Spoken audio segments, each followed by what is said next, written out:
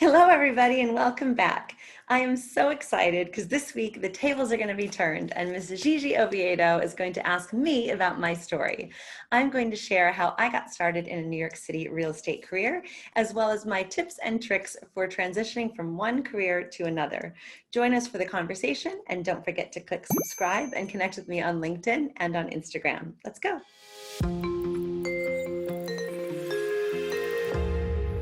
Hi, Courtney. Well, hello, Gigi. How are you today? I'm doing great. I'm excited to be here. And I'm extra excited for our conversation this week because normally on Conversations with Courtney, you are the interviewer and someone else is in the hot seat. But today we're flipping the script and you're going to be the subject of the interview. I am super excited. Let's go. Amazing. So last time we spoke, actually, we were discussing the topic of residential real estate careers in New York City. You know, how did we get involved in them?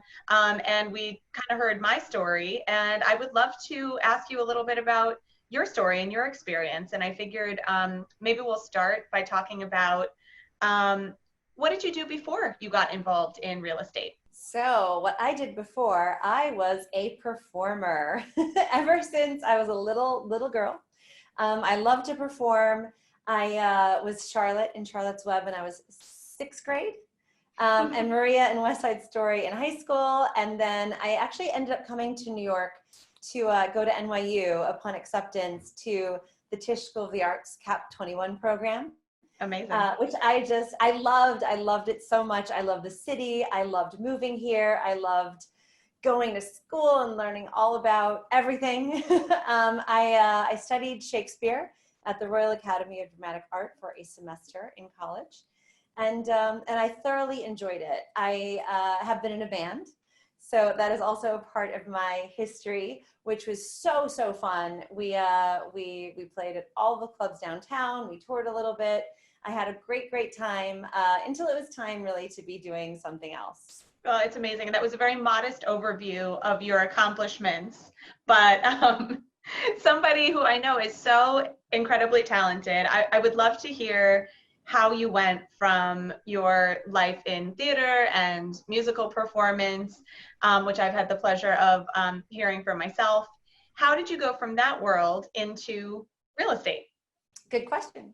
I came to a point where I realized that a lot of the things that I wanted in my life were not necessarily going to happen if I continued along that path. I got to be honest, I had a great time. I thoroughly enjoyed it, but not as financially successful as I would like to be. And I kind of got a little bit tired of like every evening and every weekend and missing events and, you know, being like the entertainer instead of really like going out and enjoying myself, right, and enjoying the show. Right. So I felt like it was time for a shift. And I had other things I wanted to put into my life. I wanted a really nice home. I wanted to settle down. I want to have a family. I want to travel the world and have great adventures, and was looking for some other kind of career that would allow those things to happen. Amazing. It all makes sense. I think many of the folks at the firm can probably relate to that segue, you know, starving artist into a different profession.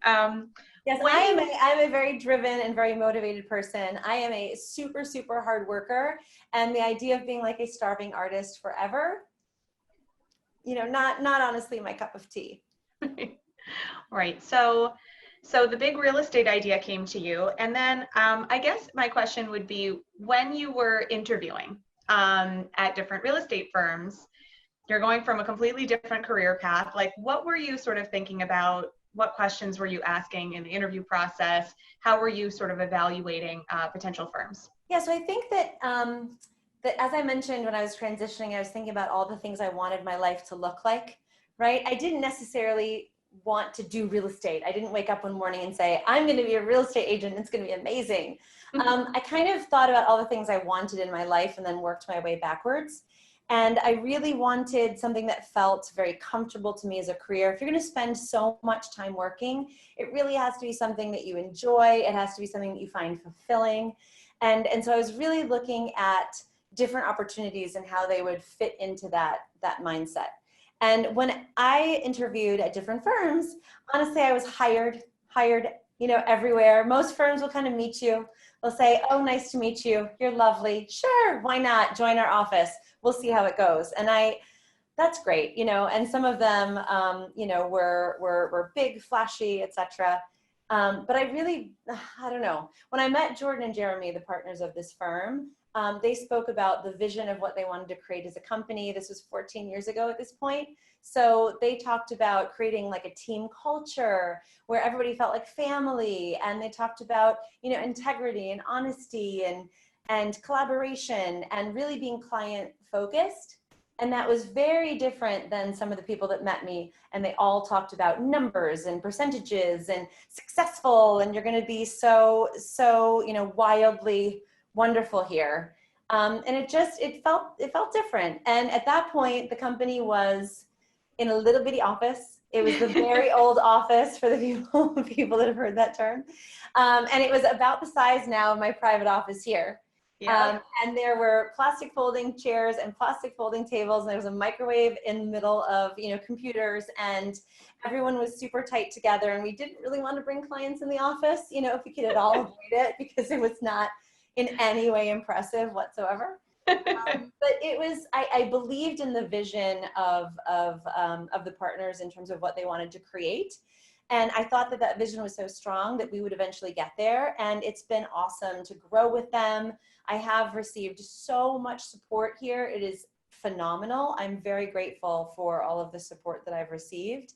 And I feel like their education is awesome. And so it was a good fit. Well, and you have a really interesting perspective, because you joined the firm, as you just shared, as, somebody who really had an integral role in growing the firm and figuring out like who the firm was going to be. The values vision was very clear, but sort of how do we get from that to a lovely, impressive office and a larger group of colleagues it's a journey. It is a journey. And I will say, like, the first time that now we're in the New York Times building, and I'm standing in my private office and I'm looking at the river and all of Midtown West, and the sun is shining and it's amazing. I've got my scented candles and my kids' artwork on the wall, and it is so different from where we came. And the first time I walked in this office, I started crying. I was like, if you I thought I had the wrong address. Get where you want to go, right? It is possible.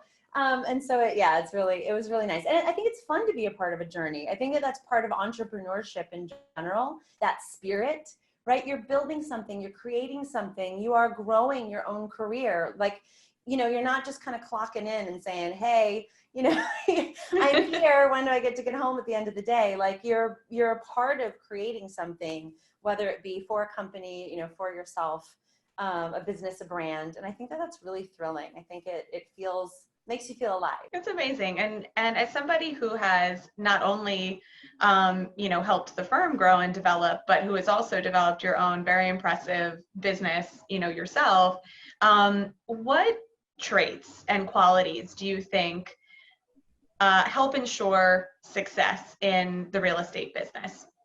It's a good question. I think that number one, you do have to be motivated. You have to be driven. You have to want something that a normal kind of 9 to 5, I guess in New York City, it's not 9 to 5. What is it? 9 to 8? 9 to yeah. 10? It depends on your business, right? 8 a.m. to 1 a.m. Right, on call.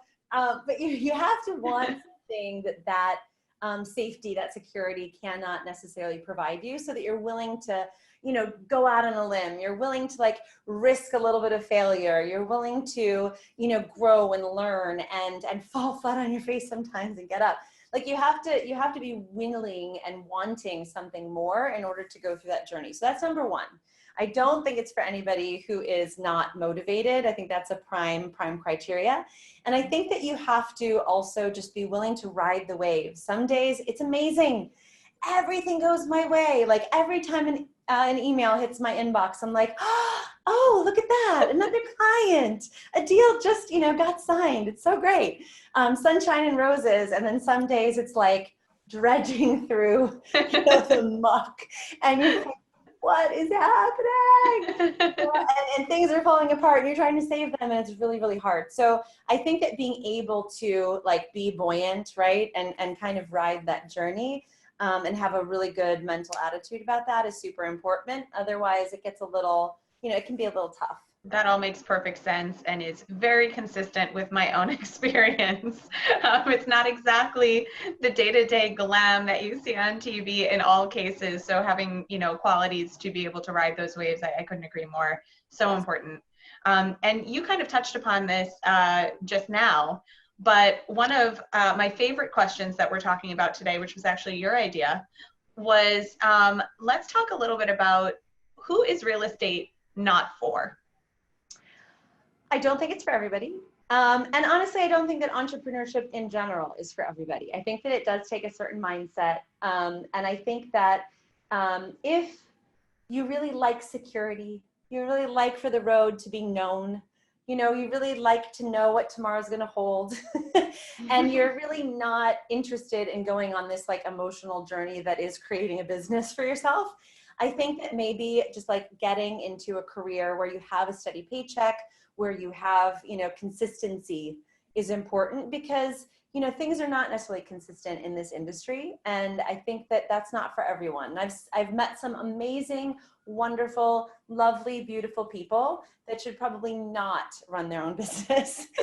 They probably really should be in a career that they love, that they're passionate about, but where you have a little bit more structure, right? You have to create your own adventure. I remember those books. Create your own adventure, if you will, and that's not for everybody. So as far as, for folks who are thinking about getting involved in this as a career, what tips or pointers do you have for those folks? Like, what should they be thinking about? Any words of wisdom? Yes, I have a few. I'll share. I think that number one, just like I mentioned with the partners of the firm having a vision of what they wanted to create, I think you really have to define what success means for you and then work really, really hard to get there. And I think that if you know where you're going, if you have a really clear vision of what you hope for, at the end of the day, it's going to be much easier to work for it. And it's going to be much easier to overcome obstacles that you encounter along the way. When something hits you, if you know that you can get through it and you see what's on the other side, it's going to be easier to address that particular issue, and you won't get kind of bowled over by everything that comes your way. I think that too, you have to be really easy on yourself. Whenever you're starting something new, some people get it right away. It's like they were born into, entrepreneurship. They were born into real estate. It's like amazing. And for others, it takes a while. It takes, 6 months. It takes, a year. I mean, it takes a while to get your footing and to really feel like you know what you're doing. And things actually take a lot longer in the beginning. I work way less to do certain things now than I did in the beginning, just because I know more. I can see the obstacles before they hit me, and navigate accordingly, And so be easy, be kind on yourself. Don't beat yourself up if you make a mistake. Everybody makes mistakes, and it's fine. I would say 3, and I learned this about you too, which I thought was so amazing. Collect kudos, right? Collect confidence building things that make you feel really good, because you need them. You need to build your confidence. You need to build yourself up. As a real estate professional, as an entrepreneur, you are your brand. You have to bring yourself to the table. So I think it's really important to give yourself the tools to lift yourself up, especially when you need it. So we spoke about the fact that we both have email folders, right? With nice things that clients have said about us and nice things that colleagues and thank yous. And it's awesome to kind of scroll in there and you're having a bad day and be like, oh, look, someone actually does think I'm really good at what I do. Right? You got the similar, you said you have thank you notes? Oh, totally. Oh my gosh. I do the exact same thing. I have an email folder with all that. Then I have, sometimes I'll just read nice things my clients posted on, different websites where people talk about you. And then, now that my role is mostly training and development focused, we have such amazing people. It's the best part of what I do and of our firm. And I think a lot of people feel that way. But I've had several folks write beautiful handwritten thank you notes after I've trained them, done their introductory training. And I have those all in a little drawer, in a little, desk drawer in my home office. And I will pull them out and just read through them randomly if I'm ever, having a not great day. So I love that tip. I learned that about you today. And it's like, oh my gosh, you did the same thing. I think that on the same on that same note, I think that finding support is really, really, really important. I think that you know, this career can be very solo, right? You're just kind of going it on your own, and you don't really see, you know, colleagues, teammates. You know, you're not really a part of you know, like day-to-day team meetings and things.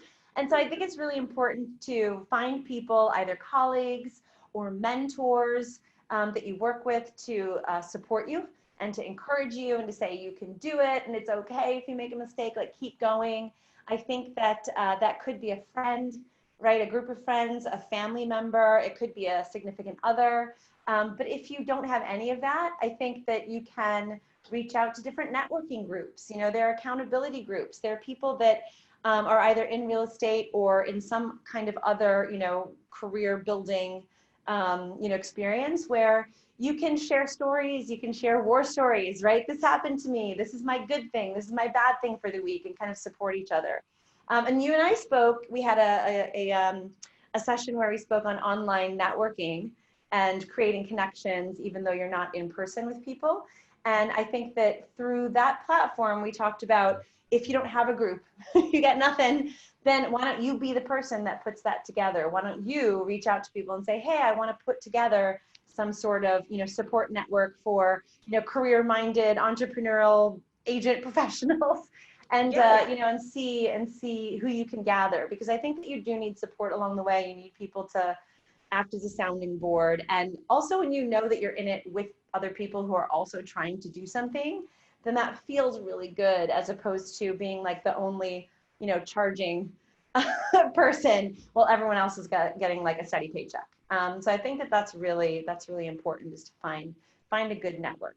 Those are amazing tips. And just to go back to, something you touched upon earlier about some people kind of take to the business really quickly, other people it's a little slower. Like my best friend since college, Megan, if we do anything, and Megan is amazing at, especially if it's like a sport, Megan's amazing instantly. And I'm like holding on to the side of the ice skating rink, like help. And having the kind of attitude where you are giving yourself the room to learn and grow and not be, just intimidated out of trying what you're trying to do, I think is one of the most, critical things.